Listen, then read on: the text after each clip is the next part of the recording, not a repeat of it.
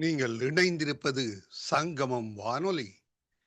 Destiny in Jesus Christ Tamil கிறிஸ்தவ வானொலி கனேடிய மண்ணிலிருந்து ஒலிபரப்பாகிறது.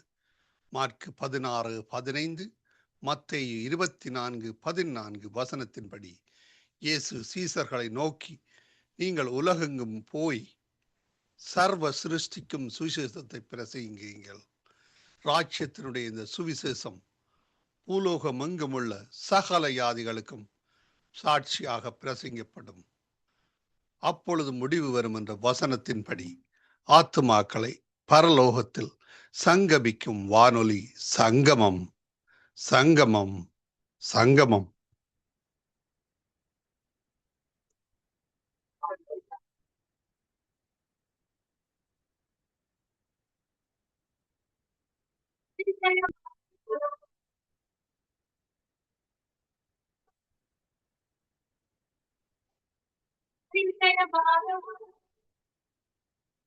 ராஜாக்களின் முதலாம் புஸ்தகம், முதலாம் அதிகாரம். தாவீது ராஜா வயது சென்ற விருத்தாப்பியனான போது வஸ்திரங்களினால் அவனை மூடினாலும் அவனுக்கு அனல் உண்டாகவில்லை. அப்பொழுது அவனுடைய ஊழியக்காரர் அவனை நோக்கி, ராஜ சமூகத்தில் நின்று அவருக்கு பணிவிடை செய்யவும் ராஜாவாகிய எங்கள் ஆண்டவனுக்கு அனல் உண்டாகும்படி உம்முடைய மடியிலே படுத்துக் கொள்ளவும் கன்னியாகிய ஒரு சிறு பெண்ணை ராஜாவாகிய எங்கள் ஆண்டவனுக்கு தேடுவோம் என்று சொல்லி இஸ்ரவேலின் எல்லையிலெல்லாம் அழகான ஒரு பெண்ணை தேடி சூனேம் ஊராளாகிய அபிஷாகை கண்டு அவளை ராஜாவினிடத்தில் கொண்டு வந்தார்கள். அந்த பெண் வெகு அழகாயிருந்தாள். அவள் ராஜாவுக்கு உதவியாயிருந்து அவனுக்கு பணிவிடை செய்தாள்.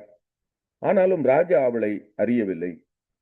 ஆகீத்திற்கு பிறந்த அதோனியா என்பவன், நான் ராஜா ஆவேன் என்று சொல்லி தன்னைத்தான் உயர்த்தி தனக்கு ரதங்களையும் குதிரை வீரரையும் தனக்கு முன் ஓடும் 50 காலாட்களையும் சம்பாதித்தான். அவனுடைய தகப்பன், நீ இப்படி செய்வானேன் என்று அவனை ஒரு காலும் கடிந்து கொள்ளவில்லை. அவன் மிகவும் அழகுள்ளவனாயிருந்தான். அப்சலோமுக்கு பின் அவனுடைய தாய் அவனை பெற்றாள். அவன் செருயாவின் குமாரனாகிய யோவாபோடும் ஆசாரியனாகிய அபியத்தாரோடும் ஆலோசனை பண்ணி வந்தான். அவர்கள் அவனிடத்திலிருந்து அவனுக்கு உதவி செய்து வந்தார்கள். ஆசாரியனான சாதோக்கும் யோய்தாவின் குமாரனாகிய பெனாயாவும் தீர்க்கதரிசியாகிய நாத்தானும் சீமேயியும் ரேயியும் தாவீதோடு இருக்கிற பராக்கிரமசாலிகளும் அதோனியாவுக்கு உடந்தையாயிருக்கவில்லை. அதோனியா இன்ரோகேலுக்கு சமீபமான தோகெலத் என்னும் கல்லின் அருகே ஆடு மாடுகளையும் கொழுத்த ஜந்துக்களையும் அடித்து ராஜாவின் குமாரராகிய தன் சகோதரரை எல்லாரையும் ராஜாவின் ஊழியக்காரன யூதாவின் மனுஷர் அனைவரையும் அழைத்தான். தீர்க்கதரிசியாகிய நாத்தானையும் பெனாயாவையும் பராக்கிரமசாலிகளையும் தன் சகோதரனாகிய சாலமோனையும் அழைக்கவில்லை.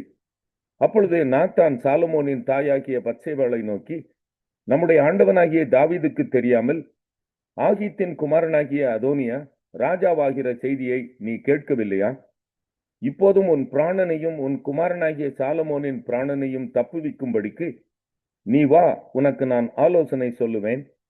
நீ தாவீது ராஜாவினிடத்தில் போய், ராஜாவாகிய என் ஆண்டவனே, எனக்கு பின் உன் குமாரனாகிய சாலமோன் ராஜாவாகி அவனே என் சிங்காசனத்தின் மேல் வீற்றிருப்பான் என்று நீர் உமது அடியாளுக்கு ஆணையிடவில்லையா? அப்படி இருக்க அதோனியா ராஜாவாகிறது என்ன என்று அவரிடத்தில் கேள். நீ அங்கே ராஜாவோடே பேசிக் கொண்டிருக்கையில் நானும் உனக்கு பின் வந்து உன் வார்த்தைகளை உறுதிப்படுத்துவேன் என்றான். அப்படியே பத்சேபாள் பள்ளி அறைக்குள் ராஜாவினிடத்தில் போனாள். ராஜா மிகவும் வயது சென்றவனாயிருந்தான். சூனேம் ஊராளாகிய அபிஷாக் ராஜாவுக்கு பணிவிடை செய்து கொண்டிருந்தாள். பத்சேபாள் குனிந்து ராஜாவை வணங்கினாள். அப்பொழுது ராஜா, உனக்கு என்ன வேண்டும் என்று கேட்டான். அதற்கு அவள், என் ஆண்டவனே, எனக்கு பின் உன் குமாரனாகிய சாலமோன் ராஜாவாகி அவனே என் சிங்காசனத்தில் மேல் வீற்றிருப்பான் என்று நீர் உம்முடைய தேவனாகிய கர்த்தரை கொண்டு உமது அடியாளுக்கு ஆணையிட்டீரே. இப்பொழுது இதோ அதோனியா ராஜாவாகிறான். என் ஆண்டவனாகிய ராஜாவே, நீர் அதை அறியவில்லை.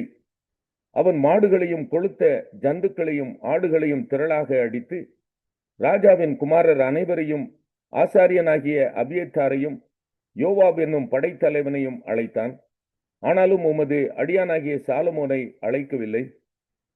ராஜாவாகிய என் ஆண்டவனே, ராஜாவாகிய என் ஆண்டவனுக்கு பிறகு அவருடைய சிங்காசனத்தின் மேல் வீற்றிருப்பவன் இன்னான் என்று தங்களுக்கு அறிவிக்க வேண்டும் என்று இஸ்ரவேலர் அனைவரின் கண்களும் உம்மை நோக்கி கொண்டிருக்கிறது. அறிவியாமற் போனால் ராஜாவாகிய என் ஆண்டவன் தம்முடைய பிதாக்களோட படுத்துக் கொண்ட பின்பு நானும் என் குமாரனாகிய சாலமோனும் குற்றவாளிகளாய் எண்ணப்படுவோம் என்றாள். அவள் ராஜாவோட பேசிக் கொண்டிருக்கையில் தீர்க்கதரிசியாகிய நாத்தான் வந்தான். தீர்க்கதரிசியாகிய நாத்தான் வந்திருக்கிறார் என்று ராஜாவுக்கு தெரிவித்தார்கள். அவன் ராஜாவுக்கு முன்பாக பிரவேசித்து முகங்குப்புற விழுந்து ராஜாவை வணங்கினான். நாத்தான், ராஜாவாகிய என் ஆண்டவனே, அதோனியா எனக்கு பின் ராஜாவாகி அவனே என் சிங்காசனத்தின் மேல் வீற்றிருப்பான் என்று நீர் சொன்னதுண்டோ? அவன் இன்றைய தினம் போய் மாடுகளையும் கொழுத்த ஜந்துக்களையும் ஆடுகளையும் திரளாக அடித்து ராஜாவின் குமாரர் அனைவரையும் இராணுவ தலைவரையும் ஆசாரியனாகிய அபியத்தாரையும் அழைத்தான். அவர்கள் அவனுக்கு முன்பாக புசித்து குடித்து ராஜாவாகிய அதோனியா வாழ்க என்று சொல்லுகிறார்கள். ஆனாலும் உமது அடியானாகிய என்னையும் ஆசாரியனாகிய சாதோக்கையும் யோய்தாவின் குமாரனாகிய பெனாயாவையும் உமது அடியானாகிய சாலமோனையும் அவன் அழைக்கவில்லை. ராஜாவாகிய என் ஆண்டவனுக்கு பின் தமது சிங்காசனத்தில் வீற்றிருப்பவன் இவன்தான் என்று நீர் உமது அடியானுக்கு தெரிவிக்காதிருக்கையில் இந்த காரியம் ராஜாவாகிய என் ஆண்டவன் கட்டளையால் நடந்திருக்குமோ என்றான். அப்பொழுது தாவீது ராஜா பிரதியுத்தரமாக, பத்சேபாளை என்னிடத்தில் வரவழையுங்கள் என்றான். அவள் ராஜ சமூகத்தில் பிரவேசித்து ராஜாவுக்கு முன்னே நின்றாள். அப்பொழுது ராஜா, உன் குமாரனாகிய சாலமோன் எனக்கு பின் அரசாண்டு அவனே என் ஸ்தானத்தில் என் சிங்காசனத்தின் மேல் வீற்றிருப்பான் என்று நான் உனக்கு இஸ்ரவேலின் தேவனாகிய கர்த்தர் மேல் ஆணையிட்டபடியே இன்றைக்கு செய்து தீர்ப்பேன் என்பதை என் ஆத்துமாவை எல்லா இக்கட்டுக்கும் நீங்களாக்கி மீட்ட கர்த்தருடைய ஜீவனை கொண்டு சொல்லுகிறேன் என்று ஆணையிட்டான். அப்பொழுது பத்சேபாள் தரை மட்டும் குனிந்து ராஜாவை வணங்கி, என் ஆண்டவனாகிய தாவீது ராஜா என்றைக்கும் வாழ்க என்றாள். பின்பு தாவீது ராஜா ஆசாரியனாகிய சாதோக்கையும் தீர்க்கதரிசியாகிய நாத்தானையும் யோய்தாவின் குமாரன் பெனாயாவையும் என்னிடத்தில் வரவழையுங்கள் என்றான். அவர்கள் ராஜாவுக்கு முன்பாக பிரவேசித்த போது ராஜா அவர்களை நோக்கி, நீங்கள் உங்கள் ஆண்டவனுடைய சேவகரை கூட்டிக் கொண்டு என் குமாரனாகிய சாலமோனை என் கோவேறு கழுதையின் மேல் ஏற்றி அவனை கீகோனுக்கு அழைத்து கொண்டு போங்கள். அங்கே ஆசாரியனாகிய சாதோக்கும் தீர்க்கதரிசியாகிய நாத்தானும் அவனை இஸ்ரவேலின் மேல் ராஜாவாக அபிஷேகம் பண்ண கடவர்கள். பின்பு எக்காலம் ஊதி ராஜாவாகிய சாலமோன் வாழ்க என்று வாழ்த்துங்கள். அதன் பின்பு அவன் நகர்வலம் வந்து என் சிங்காசனத்தில் வீற்றிருக்கும்படி அவனை கூட்டிக் கொண்டு வாருங்கள். அவனே என் ஸ்தானத்தில் ராஜாவாயிருப்பான். அவன் இஸ்ரவேலின் மேலும் யூதாவின் மேலும் தலைவனாய் இருக்கும்படி அவனை ஏற்படுத்தினேன் என்றான். அப்பொழுது யோய்தாவின் குமாரன் பெனாயா ராஜாவுக்கு பிரதியுத்தரமாக, ஆமேன், ராஜாவாகிய என் ஆண்டவனுடைய தேவனாகிய கர்த்தரும் இப்படியே சொல்வாராக. கர்த்தர் ராஜாவாகிய என் ஆண்டவனோட எப்படி இருந்தாரோ அப்படியே அவர் சாலமோனோடும் இருந்து தாவீது ராஜாவாகிய என் ஆண்டவனுடைய சிங்காசனத்தை பார்க்கிலும் அவருடைய சிங்காசனத்தை பெரிதாக்குவாராக என்றான். அப்படியே ஆசாரியனாகிய சாதோக்கும் தீர்க்கதரிசியாகிய நாத்தானும் யோய்தாவின் குமாரன் பெனாயாவும் கிரேத்தியரும் பிலேத்தியரும் போய் சாலமோனை தாவீது ராஜாவினுடைய கோவேறு கழுதையின் மேல் ஏற்றி அவனை கீகோனுக்கு நடத்தி கொண்டு போனார்கள். ஆசாரியனாகிய சாதோக்கு தைல கொம்பை கூடாரத்திலிருந்து எடுத்துக்கொண்டு போய் சாலமோனை அபிஷேகம் பண்ணினான். அப்பொழுது எக்காலம் ஊதி ஜனங்கள் எல்லாரும் ராஜாவாகிய சாலமோன் வாழ்க என்று வாழ்த்தினார்கள். பிற்பாடு ஜனங்கள் எல்லாரும் அவன் பிறகாலே போனார்கள். ஜனங்கள் நாகசுரங்களை ஊதி பூமி அவர்கள் சத்தத்தினால் அதிரத்தக்கதாக மகா பூரிப்பாய் சந்தோஷித்தார்கள். அதோனியாவும் அவனோடு இருந்த எல்லா விருந்தாளிகளும் போஜனம் பண்ணி முடிந்த போது அதை கேட்டார்கள். யோவாப் எக்கால சத்தத்தை கேட்டபோது நகரத்தில் உண்டாயிருக்கிற ஆரவாரம் என்ன என்று விசாரித்தான். அவன் பேசிக் கொண்டிருக்கையில் ஆசாரியனாகிய அபியத்தாரின் குமாரன் யோனத்தான் வந்தான். அப்பொழுது அதோனியா, உள்ளே வா, நீ கெட்டிக்காரன், நீ நற்செய்தி கொண்டு வருகிறவன் என்றான். யோனத்தான் அதோனியாவுக்கு பிரதியுத்தரமாக, ஏது, தாவீது ராஜாவாகிய நம்முடைய ஆண்டவன் சாலமோனை ராஜாவாக்கினாரே. ராஜா ஆசாரியனாகிய சாதோக்கையும் தீர்க்கதரிசியாகிய நாத்தானையும் யோய்தாவின் குமாரன் பெனாயாவையும் கிரேத்தியரையும் பிலேத்தியரையும் அவனோட அனுப்பினார். அவர்கள் அவனை ராஜாவுடைய கோவேறு கழுதையின் மேல் ஏற்றினார்கள். ஆசாரியனாகிய சாதோக்கும் தீர்க்கதரிசியாகிய நாத்தானும் அவனை கீகோனிலே ராஜாவாக அபிஷேகம் பண்ணினார்கள். நகரமெல்லாம் முழங்கத்தக்கதாக அங்கே இருந்து பூரிப்போடே புறப்பட்டு போனார்கள்.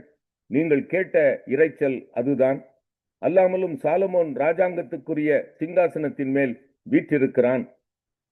ராஜாவின் ஊழியக்காரரும் தாவீது ராஜாவாகிய நம்முடைய ஆண்டவனை வாழ்த்துதல் செய்ய வந்து, தேவன் சாலமோனின் நாமத்தை உம்முடைய நாமத்தை பார்க்கிலும் பிரபலப்படுத்தி அவருடைய சிங்காசனத்தை உம்முடைய சிங்காசனத்தை பார்க்கிலும் பெரிதாக்குவாராக என்றார்கள். ராஜா தம்முடைய கட்டிலின் மேல் குனிந்து பணிந்து கொண்டார். பின்னும் ராஜா, என்னுடைய கண்கள் காண இன்றைய தினம் என் சிங்காசனத்தின் மேல் ஒருவனை வீற்றிருக்க செய்த இஸ்ரவேலின் தேவனாகிய கர்த்தருக்கு ஸ்தோத்திரம் என்று சொன்னார் என்றான். அப்பொழுது அதோனியாவின் விருந்தாளிகள் எல்லாரும் அதிர்ந்து எழுந்திருந்து அவரவர் தங்கள் வழியே போய்விட்டார்கள். அதோனியா சாலமோனுக்கு பயந்ததினால் எழுந்து போய் பலிபீடத்தின் கொம்புகளை பிடித்து கொண்டான். இதோ அதோனியா ராஜாவாகிய சாலமோனுக்கு பயப்படுகிறான் என்றும், இதோ அவன் பலிபீடத்தின் கொம்புகளை பிடித்துக்கொண்டு ராஜாவாகிய சாலமோன் தமது அடியானை பட்டயத்தாலே கொன்று போடுவதில்லை என்று இன்று எனக்கு ஆணையிடுவாராக என்கிறான் என்றும் சாலமோனுக்கு அறிவிக்கப்பட்டது. அப்பொழுது சாலமோன் அவன் யோக்கியன் என்று விளங்க நடந்து கொண்டால் அவன் தலைமயிரில் ஒன்றும் தரையிலே விழப்போகிறதில்லை. அவனிடத்தில் பொல்லாப்பு காணப்படுமேயாகில் அவன் சாக வேண்டும் என்றான். அவனை பலிபீடத்திலிருந்து கொண்டு வர ராஜாவாகிய சாலமோன் ஆட்களை அனுப்பினான். அவன் வந்து ராஜாவாகிய சாலமோனை வணங்கினான். சாலமோன் அவனை பார்த்து, எரேமியா 28ஆம் அதிகாரம். யூதாவுடைய ராஜாவாகிய சிதேக்கியா அரசாள துவக்கின 4ஆம் வருஷம் 5ஆம் மாதத்திலே அசூரின் குமாரனாகிய அனனியா எனப்பட்ட கிபியோன் ஊரானாகிய தீர்க்கதரிசி கர்த்தருடைய ஆலயத்திலே ஆசாரியர்களும் சகல ஜனங்களும் பார்த்திருக்க என்னை நோக்கி, இஸ்ரவேலின் தேவனாகிய சேனைகளின் கர்த்தர் உரைக்கிறது என்னவென்றால், பாபிலோன் ராஜாவின் நுகத்தை முறித்தேன். பாபிலோன் ராஜாவாகிய நேபுகாத் நேச்சார் இவ்விடத்திலிருந்து எடுத்து பாபிலோனுக்கு கொண்டு போன கர்த்தருடைய ஆலயத்தின் பணிமுட்டுகளை எல்லாம் நான் 2 வருஷ காலத்திலே இவ்விடத்துக்கு திரும்ப கொண்டு வர பண்ணுவேன். யோயாக்கீமின் குமாரனாகிய எகோனியா என்கிற யூதாவுடைய ராஜாவையும் பாபிலோனுக்கு சிறையாக கொண்டு போகப்பட்ட யூதர் அனைவரையும் நான் இவ்விடத்துக்கு திரும்பி வர பண்ணுவேன். பாபிலோன் ராஜாவின் நுகத்தை உடைப்பேன் என்றார் என்று சொன்னான். அப்பொழுது எரேமியா தீர்க்கதரிசி ஆசாரியர்கள் பார்த்திருக்கவும் கர்த்தருடைய ஆலயத்தில் நின்றிருந்த ஜனங்கள் எல்லாரும் பார்த்திருக்கவும் அனனியா தீர்க்கதரிசியை நோக்கி, ஆமேன், கர்த்தர் அப்படியே செய்வாராக. கர்த்தருடைய ஆலயத்தின் பணிமுட்டுகளையும் சிறைப்பட்டு போன அனைவரையும் பாபிலோனிலிருந்து திரும்பி வர பண்ணுவார் என்று நீ தீர்க்க தரிசனமாக சொன்ன உன் வார்த்தைகளை கர்த்தர் நிறைவேற்றுவாராக. ஆகிலும் உன் செவிகளும் சகல ஜனத்தின் செவிகளும் கேட்க நான் சொல்லும் வார்த்தையை கேள். பூர்வ காலம் முதல் எனக்கு முன்னும் உனக்கு முன்னும் இருந்த தீர்க்கதரிசிகள் அநேகம் தேசங்களுக்கு விரோதமாகவும் பெரிய ராஜ்யங்களுக்கு விரோதமாகவும் யுத்தத்தையும் பஞ்சத்தையும் கொள்ளை நோயையும் குறித்து தீர்க்க தரிசனம் சொன்னார்கள். சமாதானம் வரும் என்று தீர்க்க தரிசனம் சொல்லியிருக்க அந்த தீர்க்கதரிசி சொன்ன வார்த்தையின்படியே வந்தால் அப்பொழுது அவன் கர்த்தர் மெய்யாய் அனுப்பின தீர்க்கதரிசியாக விளங்குவான் என்று எரேமியா தீர்க்கதரிசி சொன்னான். அப்பொழுது அனனியா என்கிற தீர்க்கதரிசி எரேமியா தீர்க்கதரிசியின் கழுத்தில் இருந்த நுகத்தை எடுத்து அதை உடைத்து போட்டான். பின்பு அனனியா சகல ஜனங்களுக்கு முன்பாகவும் இந்த பிரகாரமாக 2 வருஷ காலத்திலே பாபிலோன் ராஜாவாகிய நேபுகாத் நேசாருடைய நுகத்தை சகல ஜாதிகளின் கழுத்திலும் இருந்து விலக உடைத்து போடுவேன் என்று கர்த்தர் சொல்லுகிறார் என்றான். அப்பொழுது எரேமியா தீர்க்கதரிசி தன் வழியே போனான். அனனியா என்கிற தீர்க்கதரிசி எரேமியா தீர்க்கதரிசியின் கழுத்தில் இருந்த நுகத்தை உடைத்து போட்ட பிற்பாடு கர்த்தருடைய வார்த்தை எரேமியாவுக்கு உண்டாகி, அவர், நீ போய் அனனியாவை நோக்கி, நீ மர நுகத்தை உடைத்தாய், அதற்கு பதிலாக இருப்பு நுகத்தை உண்டு பண்ணு என்று கர்த்தர் சொன்னார். பாபிலோன் ராஜாவாகிய நேபுகாத் நேசாரை சேவிக்கும்படிக்கு இருப்பு நுகத்தை இந்த எல்லா ஜாதிகளுடைய கழுத்தின் மேலும் போட்டேன். அவர்கள் அவனை சேவிப்பார்கள். வெளியின் மிருக ஜீவன்களையும் அவனுக்கு ஒப்புக் கொடுத்தேன் என்று இஸ்ரவேலின் தேவனாகிய சேனைகளின் கர்த்தர் உரைக்கிறார் என்று சொல் என்றார். பின்பு எரேமியா தீர்க்கதரிசி அனனியா என்கிற தீர்க்கதரிசியை நோக்கி, இப்போதும் அனனியாவே கேள், கர்த்தர் உன்னை அனுப்பினதில்லை. நீயோ இந்த ஜனத்தை பொய்யை நம்பும்படி செய்தாய். ஆகையால் இதோ உன்னை பூமியின் மேல் இராதபடிக்கு அகற்றி விடுவேன். இந்த வருஷத்திலே நீ சாவாய் என்று கர்த்தர் சொல்லுகிறார். கர்த்தருக்கு விரோதமாய் கலகம் உண்டாக பேசினாயே என்றான். அப்படியே அனனியா என்கிற தீர்க்கதரிசி அவ்வருஷத்திலே தானே. மாற்கு 2ஆம் அதிகாரம். சில நாட்களுக்கு பின்பு அவர் மறுபடியும் கப்பர்நகூமுக்கு போனார். அவர் வீட்டில் இருக்கிறார் என்று ஜனங்கள் கேள்விப்பட்டு உடனே வாசலுக்கு முன்னும் நிற்க இடம் போதாதபடிக்கு அநேகர் கூடி வந்தார்கள். அவர்களுக்கு வசனத்தை போதித்தார். அப்பொழுது 4 பேர் ஒரு திமிர்வாதக்காரனை சுமந்து கொண்டு அவரிடத்தில் வந்தார்கள். ஜன கூட்டத்தின் நிமித்தம் அவருக்கு சமீபமாய் சேரக்கூடாமல் அவர் இருந்த வீட்டின் மேற்கூரையை பிரித்து திறப்பாக்கி திமிர்வாதக்காரன் கிடக்கிற படுக்கையை இறக்கினார்கள். இயேசு அவர்கள் விசுவாசத்தை கண்டு திமிர்வாதக்காரனை நோக்கி, மகனே, உன் பாவங்கள் உனக்கு மன்னிக்கப்பட்டது என்றார். அங்கே உட்கார்ந்திருந்த வேத பாரகரில் சிலர், இவன் இப்படி தேவதூஷணம் சொல்லுகிறது என்ன? தேவன் ஒருவரே அன்றி பாவங்களை மன்னிக்கத்தக்கவர் யார் என்று தங்கள் இருதயங்களில் சிந்தித்துக் கொண்டிருந்தார்கள். அவர்கள் தங்களுக்குள்ளே இப்படி சிந்திக்கிறார்கள் என்று இயேசு உடனே தம்முடைய ஆவியில் அறிந்து அவர்களை நோக்கி, நீங்கள் உங்கள் இருதயங்களில் இப்படி சிந்திக்கிறது என்ன? உன் பாவங்கள் உனக்கு மன்னிக்கப்பட்டதென்று சொல்வதோ, எழுந்து உன் படுக்கையை எடுத்துக்கொண்டு நடவென்று சொல்லுவதோ எது எளிது? பூமியிலே பாவங்களை மன்னிக்க மனுஷகுமாரனுக்கு அதிகாரம் உண்டென்பதை நீங்கள் அறிய வேண்டும் என்று சொல்லி திமிர்வாதக்காரனை நோக்கி, நீ எழுந்து உன் படுக்கையை எடுத்துக்கொண்டு உன் வீட்டுக்கு போ என்று உனக்கு சொல்லுகிறேன் என்றார். உடனே அவன் எழுந்து தன் படுக்கையை எடுத்துக்கொண்டு எல்லாருக்கும் முன்பாக போனான். அப்பொழுது எல்லாரும் ஆச்சரியப்பட்டு, நாம் ஒரு காலம் இப்படி கண்டதில்லை என்று சொல்லி தேவனை மகிமைப்படுத்தினார்கள். அவர் மறுபடியும் புறப்பட்டு கடல் அருகே போனார். அப்பொழுது ஜனங்கள் எல்லாரும் அவரிடத்தில் வந்தார்கள். அவர்களுக்கு போதகம் பண்ணினார். அவர் நடந்து போகையில் அல்பேயுவின் குமாரனாகிய லேவி ஆயத்துறையில் உட்கார்ந்திருக்கிறதை கண்டு, எனக்கு பின் சென்று வா என்றார். அவன் எழுந்து அவருக்கு பின் சென்றான். அப்பொழுது அவனுடைய வீட்டிலே அவர் போஜன பந்தி இருக்கையில் அநேக ஆயக்காரரும் பாவிகளும் அவரோடு கூட வந்திருந்தபடியால் அவர்களும் இயேசுவோடும் அவர் சீஷரோடும் கூட பந்தி இருந்தார்கள். அவர் ஆயக்காரரோடும் பாவிகளோடும் போஜனம் பண்ணுகிறதை வேத பாரகரும் பரிசேயரும் கண்டு அவருடைய சீஷரை நோக்கி, அவர் ஆயக்காரரோடும் பாவிகளோடும் போஜன பானம் பண்ணுகிறது என்னவென்று கேட்டார்கள். இயேசு அதை கேட்டு, பிணியாளிகளுக்கு வைத்தியன் வேண்டியதே அல்லாமல் சுகம் உள்ளவர்களுக்கு வேண்டியதில்லை, நீதிமான்களே அல்ல, பாவிகளையே மனம் திரும்புகிறதற்கு அழைக்க வந்தேன் என்றார். யோவானுடைய சீஷரும் பரிசேயருடைய சீஷரும் உபவாசம் பண்ணி வந்தார்கள். அவர்கள் அவரிடத்தில் வந்து, யோவானுடைய சீஷரும் பரிசேயருடைய சீஷரும் உபவாசிக்கிறார்களே, உம்முடைய சீஷர் உபவாசியாமல் இருக்கிறது என்னவென்று கேட்டார்கள். அதற்கு இயேசு, மணவாளன் தங்களோடு இருக்கையில் மணவாளனுடைய தோழர் உபவாசிப்பார்களா? மணவாளன் தங்களுடனே இருக்கும் வரைக்கும் உபவாசிக்க மாட்டார்களே.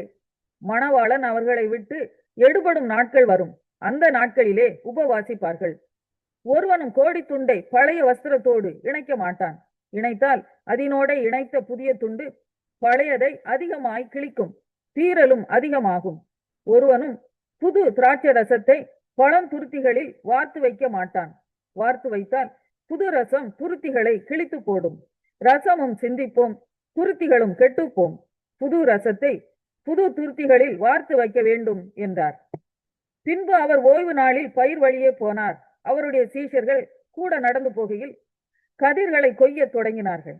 பரிசேயர் அவரை நோக்கி, இதோ ஓய்வு நாளில் செய்யத்தகாததை இவர்கள் ஏன் செய்கிறார்கள் என்றார்கள். அதற்கு அவர், தாவீதுக்கு உண்டான ஆபத்தில் தானும் தன்னோடு இருந்தவர்களும் பசியாய் இருந்தபோது அவன் அபியத்தார் என்னும் பிரதான ஆசாரியன் காலத்தில் செய்ததை நீங்கள் ஒரு காலம் வாசிக்கவில்லையா? அவன் தேவனுடைய வீட்டில் பிரவேசித்து ஆசாரியர் தவிர வேறொருவரும் புசிக்கத்தகாத தெய்வ சமூகத்து அப்பங்களை தானும் புசித்து தன்னோடு இருந்தவர்களுக்கும் கொடுத்தானே என்றார். பின்பு அவர்களை நோக்கி, மனுஷன் ஓய்வு நாளுக்காக உண்டாக்கப்படவில்லை, ஓய்வு நாள் மனுஷனுக்காக உண்டாக்கப்பட்டது. ஆகையால் மனுஷகுமார்